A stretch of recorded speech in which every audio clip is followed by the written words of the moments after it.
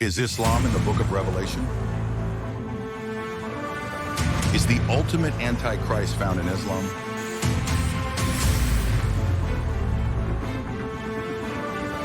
Stay with us as we explore one of the most controversial topics in human history.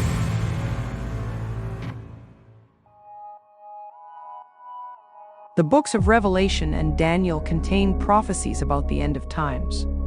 During periods of turmoil, the world turns to these writings to figure out if they are, in fact, witnessing the beginning of the end.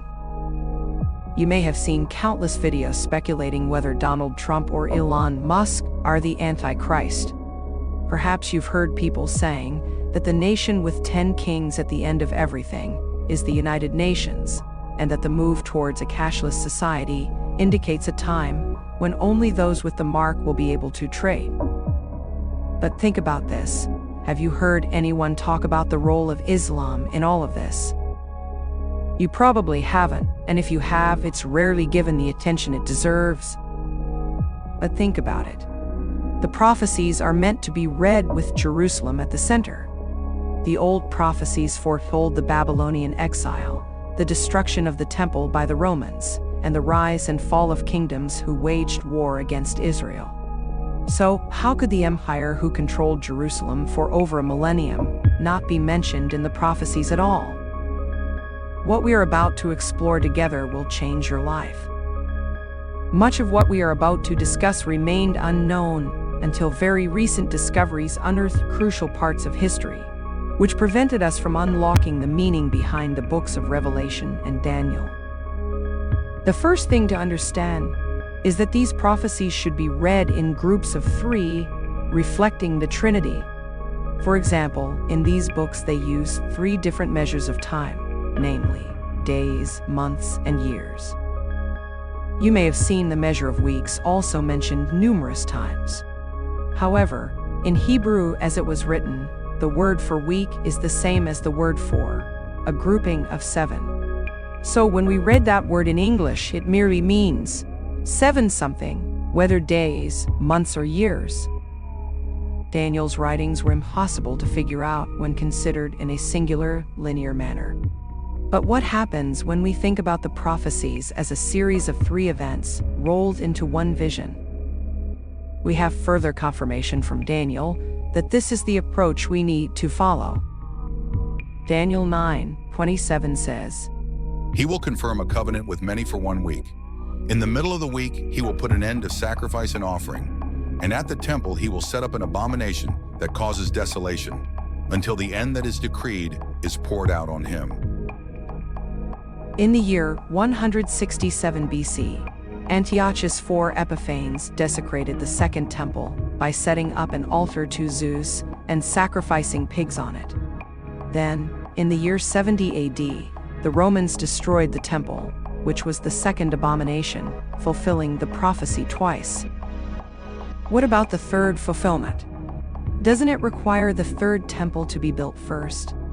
So, if we never build it, then the prophecy will not come to pass, and we are all in the clear. Unfortunately, that ship sailed long ago. The third iteration of the prophecy already happened, and we have only recently discovered it. We will cover that in a moment when we talk about the history of what happened. Therefore, the apocalyptic events described in the Bible aren't about one final moment, but 3. This is a terrifying parallel to the Trinity itself. 3 revelations, 3 world-changing moments, leading to the ultimate confrontation between light and darkness. What if 2 of those events have already happened, hidden in history, concealed by time? And what if the third, final one is the event that truly brings everything to a catastrophic end? For the first time in history, we have weapons capable of wiping out all civilization. We now have the knowledge to fulfill Revelation's prophecies by our own hands. The world has never been closer to its breaking point. The question is, are we meant to prepare? Or are we meant to prevent it? Could the final prophecy be a warning of what will come to pass if we have not learned the lesson? The book of Revelation makes it clear.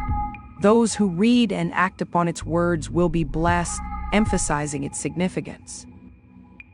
Blessed is the one who reads aloud the words of this prophecy, and blessed are those who hear the words of this prophecy and keep what is written in it, because the time is near. This isn't about predicting the future. It's about understanding the past. Because if history has already experienced two of these prophetic events, then the final chapter isn't something we should merely brace for. It's something we must prevent.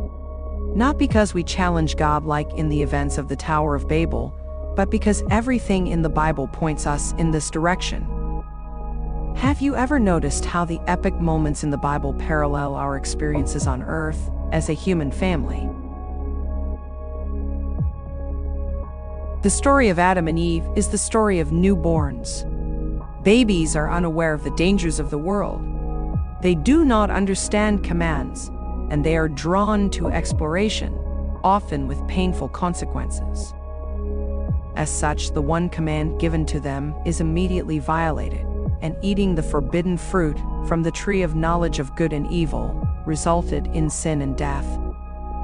Newborns do not understand the relationship between actions and consequences. Yet, consequences exist whether we are aware of them or not. The people of Noah's time were punished with the flood, symbolizing humanity's childhood. Children misbehave, testing their boundaries to see how much they can get away with. They also don't seem to understand rules very well, but they understand punishment. A parent's job is not just to love their children, but to teach them and discipline them. In the same way, humanity was disciplined for its misdeeds. The flood was not merely an act of punishment, it was an act of correction. The story of Moses teaches us about our teenage years on earth. The Israelites were enslaved, much like every teenager feels trapped and oppressed by forces they do not fully understand. Laws were given to them, commands that to them may have felt arbitrary or restrictive. The equivalent of no phones at the dinner table or be home by 10. Teenagers naturally rebel, convinced they know best. Yet house rules must be followed, or the teenager is grounded. This punishment for breaking the rules of Moses is symbolized by the Babylonian Exile. The coming of age for humanity happened at the crucifixion of Jesus. This is the moment we were expected to take responsibility for ourselves, to leave the nest and interact with the world. Picking up the cross is symbolic of shouldering responsibility and conducting ourselves in a way that honors our parents. That's the stage we are at. When a child leaves home, their parents give them one final warning about the world. Beware of the dangers that lie ahead. Act honorably and remember everything we've taught you. Respect the sacrifices we made to raise you. And then, once we are outside their direct control, our choices become our own. That is where our story begins, at the final warning from our Father about what will happen if we do not follow His teachings. The book of Revelation is not a prophecy of doom. It is a warning about the consequences of our actions as a human family. And here's the most terrifying part. We already lived through the first two periods of the prophecy. Twice before, humanity reached an apocalyptic moment. Yet, it was concealed or its importance downplayed, so that we would not spot the pattern and take corrective action. And now, we stand on the brink of the third. I'm about to show you the hidden pattern inside Revelation, the two previous events leading towards the final apocalyptic moment, and why the third time is for us to prevent at all costs. For starters, the Bible does not mention the Americas, China, or Australia. The center of everything is Jerusalem, as it's always been. It is not a place of peace, but the epicenter of the fight of good versus evil. If a prophecy talks about something happening in the north or south, it means north or south of Jerusalem. Even to this day, turmoil in the Holy Land is front page of every newspaper and every news channel. certainly more than ever before due to the immediate reach of modern social media. We must pay special attention when Jerusalem is at the center of a conflict, or rather, when the Jewish people are in the thick of it, as what it begins with the Jews, it does not end with the Jews.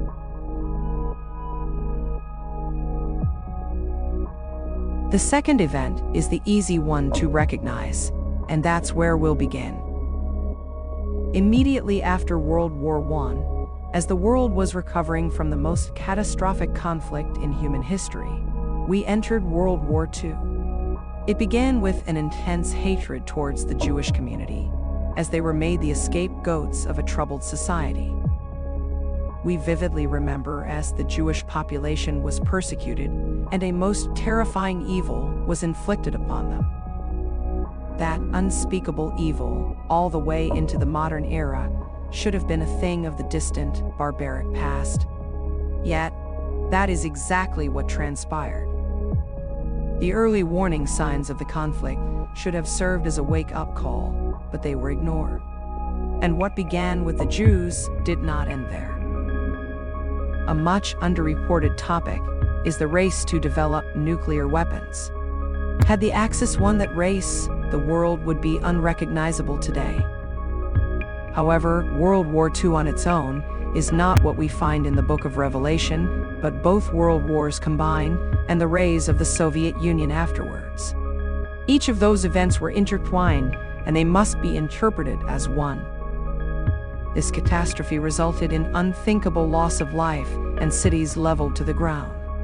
Such events are reminiscent to the words in the Book of Revelation, and a warning to what further horrors may come to pass by our own hands. The State of Israel was formed as a result of these conflicts, linking the wars with the prophecies in the Bible and setting the stage for the final battle. There's yet another link to Scripture in what happened during these conflicts, but we need to look at the symbols from the Book of Revelation first, so that we may understand.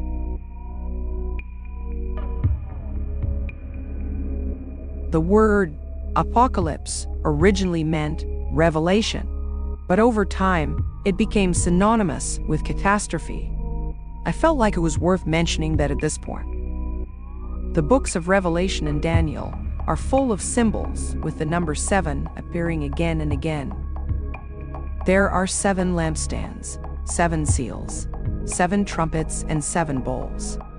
The number 7 is the sacred number of the Jewish people. Therefore, we can be certain that they were, are, and will be at the center of everything that happens. The 7 trumpets are peculiar. These are hail, fire, and blood, which burns a third of the earth, mountain of fire, which makes a third of the sea turn to blood, wormwood, which poisons a third of the rivers, the darkening of the sun, moon, and stars, plagues of locusts from the abyss, and 4 angels which kill a third of humanity. Those catastrophic events would only ever have been imagined as though brought forth from an asteroid or a great volcano, or by direct divine punishment. However, we now have the power to do that without any external assistance. It is not beyond the wit of men to realize that a nuclear war could end a third of the world. It would burn through land, poison much of the water on Earth, and plagues would follow as a result. That's the final end.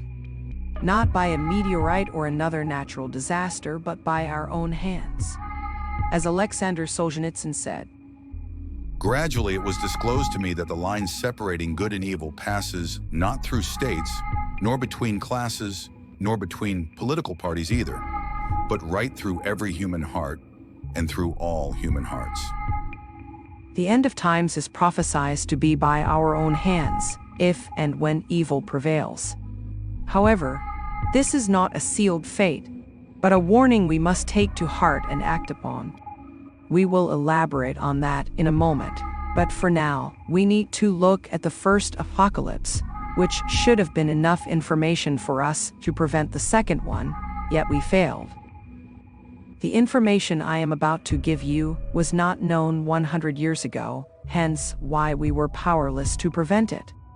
recent discoveries reveal that a very important part of our history has been heavily redacted, preventing us from understanding the prophecies correctly and taking corrective action.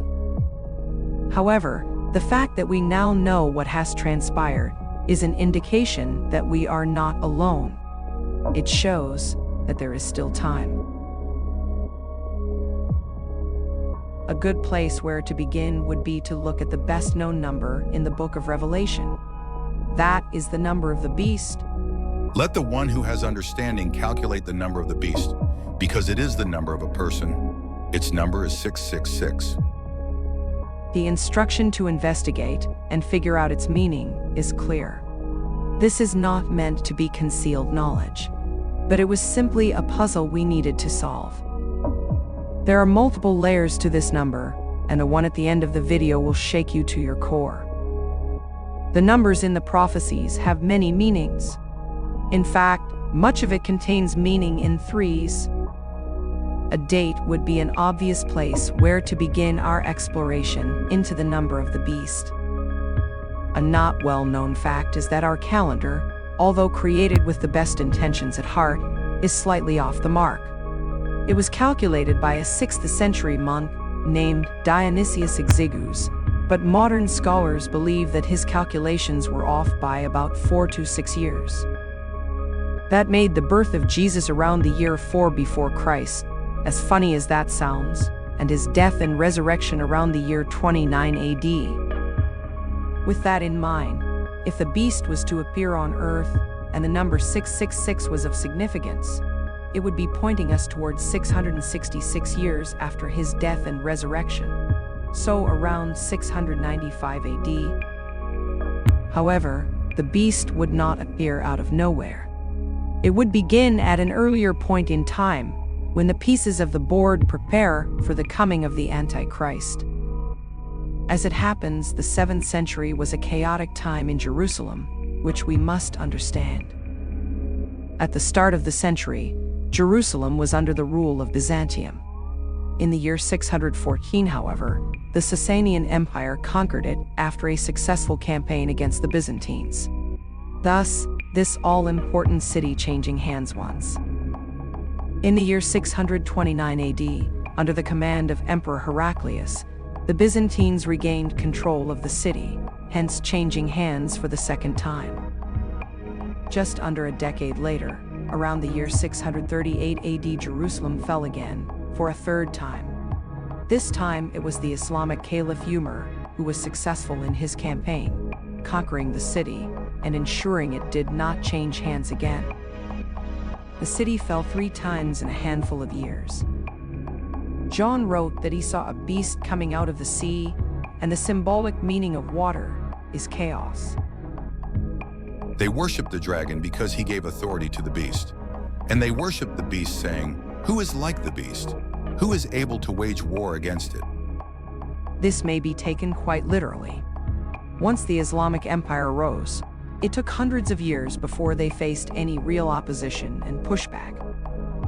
However, there is more to that story, and this is where it gets interesting. The next beast coming out of the earth is symbolic for order and stability.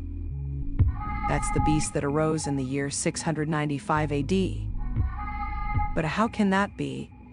Jerusalem fell by the hands of the Islamic forces in the year 638 AD, and it did not change hands in 695 AD, right? Well, not at all. This is what we call the standard Islamic narrative.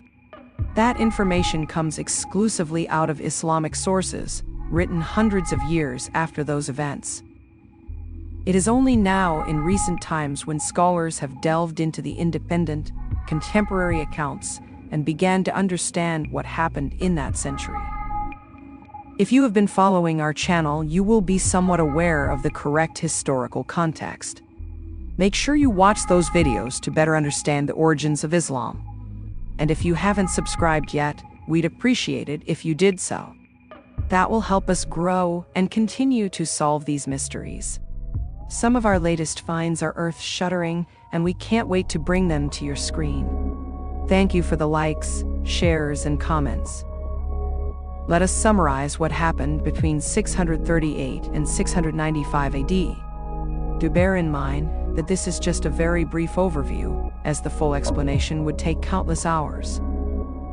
Did you know that there are no accounts of early Islam from outside the Islamic narrative? There's nothing. Any mentions of a Muhammad character mean other individuals. They are all in the wrong places. And they were called Muhammad or any variations of that name as a title, which means the praised one. No artifacts have been unearthed in Mecca dating before Islam, even though it was meant to be the oldest city in the world. And the Quran was nothing more than a collection of Christian and Jewish stories, later rebranded as the Holy Book of Islam. In fact, Islam does not become a religion until after the time of the Caliph Abd al-Malik. He was the one who started the whole thing. He was the first ruler to take on the title, Caliph, because it was in a book already popular and circulated in his empire. The Masjid al-Haram was built during his reign, because that name appeared in said book. The same was with Masjid al-Aqsa, which was commissioned by him and completed by his successor. The terms Muslim and Islam do not appear in inscriptions from his lifetime, suggesting the movement solidified later. Even the name Muhammad as a prophet for the Arabs was not introduced until al-Malik's time. Also, he was the first ruler to introduce purely Islamic coins, which had no images on them, as he made them haram. Note that his predecessors issued coins with crosses on them, suggesting that they were of Christian factions. And do you remember the number 666? That number which brought us to around the year 695 AD? Well, al-Malik's reign is believed to have been from 685 to 705 AD, making the 666-year point directly into his reign. Now we have identified the beast from the earth associated with stability. Abd al-Malik is credited with successfully putting out the numerous rebellions in his empire, and he commenced the Arabization of his lands, which paved the way for the proliferation of Islam. But let's look back at the beast from the seas, the one who originated from chaos. When Jerusalem fell for the third time, the ruling factions were not Islamic, as the faith had not begun to be created. There were multiple factions involved, and their beliefs were as diverse as nature itself, particularly from Jewish and Christian heresies. Umar and his followers were Jewish, hence why they pushed hard for Jerusalem. It's worth noting that his specific beliefs are very distinct to current Judaism, but we can label it as Judaism for the sake of expediency. He was very likely one of the soldiers who conquered the city with the Persians, some 2 decades prior. His people were expelled from the city a few years later, and then he returned as a conquering king, having grown in military might and enriched by diplomatic alliances with other rulers of the south and east. He also fulfilled more of the prophecies in the book of Revelation. The beast was given a mouth to utter boasts and blasphemies. It was allowed to exercise authority for 42 months. It began to speak blasphemies against God, to blaspheme his name and his dwelling, those who dwell in heaven, and it was permitted to wage war against the saints and to conquer them. In his campaign, he waged ruthless campaigns against the Christians in the land until he captured the holy city at long last. And then it happened. We have discussed how the prophecy of the abomination in the temple had been fulfilled twice. Umar was responsible for the third. We have grown accustomed to believing that the third temple is yet to be built, overlooking the fact that it may have already existed. And we call it the Dome of the Rock. Even though we insist that the temple needs to be built by the Jewish people and that the Dome of the Rock is Islamic, Umar is the one who built it, and he was Jewish at the time. The moment he conquered the city, he began the construction of the third temple. It was not meant to be the grand structure of old, but a simpler one that he could see to completion. In fact, it is worth noting that the contemporary descriptions of the structure built by Umar are very different to what the building looks like today, as it was rebuilt multiple times since then. The expectation was that once the temple was completed, the Spirit of God, the Messiah, would descend from the heavens and take residence inside the temple. And then they waited, and waited, and waited some more. After a while, people became impatient. They were unaware of the abomination they had created. A false, makeshift temple could not work. As a result, Ymir's belief was shaken. It was in this moment when he was told that the third temple was the body of Jesus and not a man-made structure. After a while, he read the gospel and converted to Christianity. Accounts about what transpired are scarce, but it looks likely that his death could have been an assassination orchestrated by his own people, unhappy about Ymir's conversion.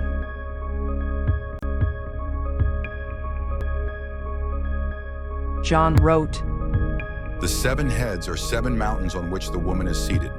They are also 7 kings. 5 have fallen, 1 is, the other has not yet come. And when he comes, he must remain for only a little while.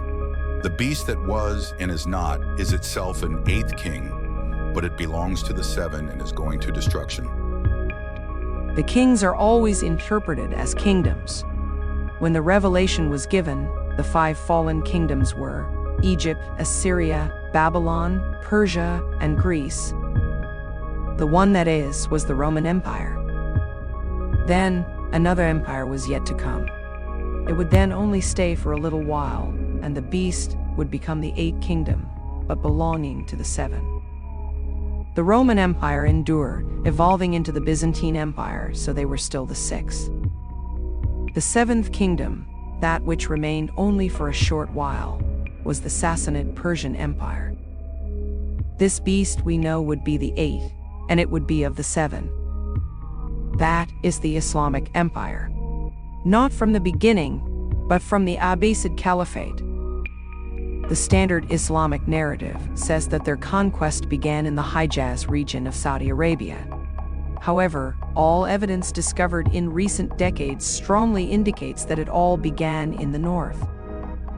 The region between Israel, Syria, and Iraq, particularly out of the lands of the Lams, that's the movement and chaos that brought forth the beast from the water.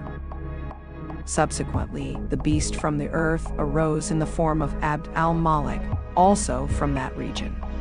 However, the religion he started to form was not Islam. It was a Christian heresy. The Quran gives us all the clues we need to affirm the Christian roots of the book. This topic we have discussed extensively on this channel. Feel free to watch our videos later for more information on the topic, and subscribe to be notified for our incoming reveals. The woman riding the beast is complicated, as her image is attached to the beast she rides on, and she is ultimately devoured by it. We will speculate as to the meaning behind this vision at the end, and we will love your comments to unpick the meaning behind it. But for now, let's move on to the final image, expand previously established terms, and tie everything together. Even though we have shown that Ymir was the beast from the water, it was rather wider than just himself. It was his whole movement. In the Islamic myth, we call that period the Rashidun period, which includes another crucial person in the story, Ali. Likewise, the beast from the earth was not just Abd al-Malik, but his whole dynasty called the Umayyads. But he was by far the most important ruler in this period, with the number of the beasts pointing directly at him, hence why he is the focus of attention. Then we get to the final element, the image of the beast. John writes many things about it, originating from the beast from the earth. The beast from the earth exercises all the authority of the beast from the sea on its behalf, and compels the earth and those who live on it to worship the beast from the sea, whose fatal wound was healed. This means that the Umayyads followed in the footsteps of the Rashidun. They should have distanced themselves from the dynasty they had ended, however they exalted them.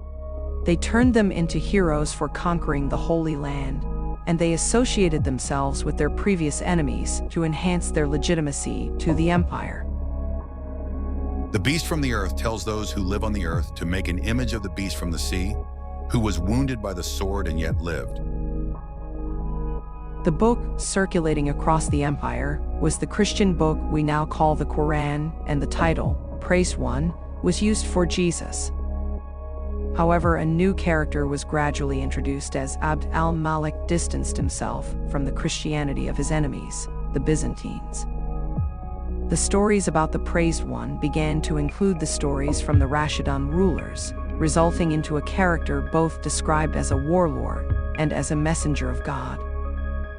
Just like that, the image of Muhammad began to be created, which was soon after fully weaponized by the Eighth Kingdom, the Abbasids. It was permitted to give breath to the image of the beast, so that the image of the beast could both speak and cause whoever would not worship the image of the beast to be killed. As more stories were taken from both Jesus and the Rashidun rulers, the punishment of death was introduced for anyone insulting the Praised One.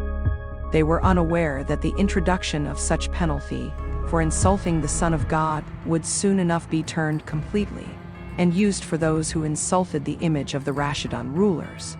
And it makes everyone, small and great, rich and poor, free and slave, to receive a mark on his right hand or on his forehead, so that no one can buy or sell unless he has the mark, the beast's name, or the number of its name.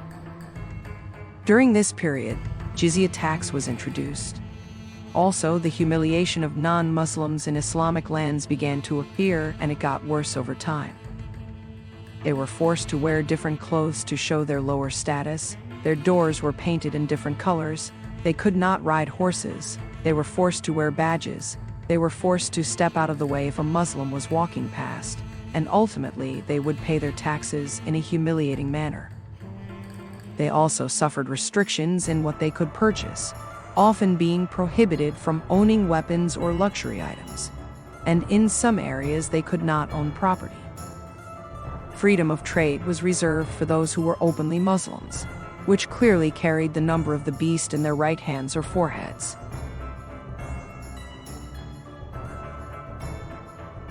You probably heard that the number 666 was a coded message pointing to Nero, as his name, when translated into numbers, adds up to that.